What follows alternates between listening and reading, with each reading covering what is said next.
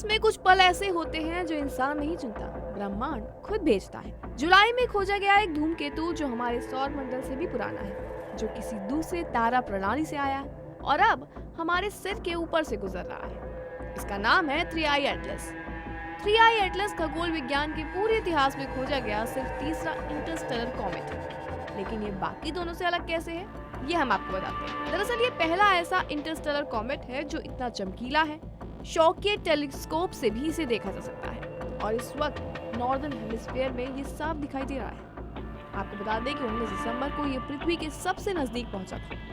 New Zealand की university of Canterbury की associate professor Michael banister इस शोध की अगुवाई कर रही हैं ऑक्सफोर्ड यूनिवर्सिटी के साथ मिलकर, और उनका दावा सीधे रोंगटे खड़े कर देने वाला है। और इसमें उन्होंने बताया है कि 3i एटलस की उम्र 8 से 14 अरब साल की है, यानी ये धूमकेतु हमारे पूरे सौर मंडल से कई अरब साल पुराना है। हमारा सौर मंडल 4.6 अरब साल और ये इतिहास से पहले का यात्री है। दरअसल यूसी और ऑक्सफोर्ड की टीम पहली थी जिसने इस धूमकेतु की गति के आधार पर इसकी उम्र का सैद्धांतिक अध्ययन पेश किया था।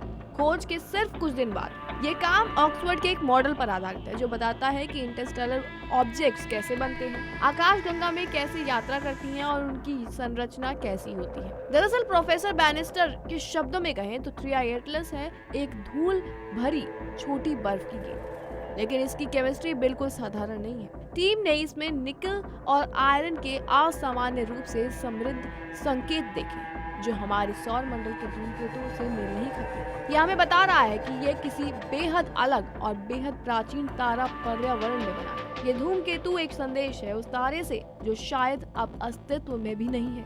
यह अतीत से आया हुआ एक कॉलिंग कार्ड है और हमारे पास इसे समझने के लिए सिर्फ कुछ 100 दिन है।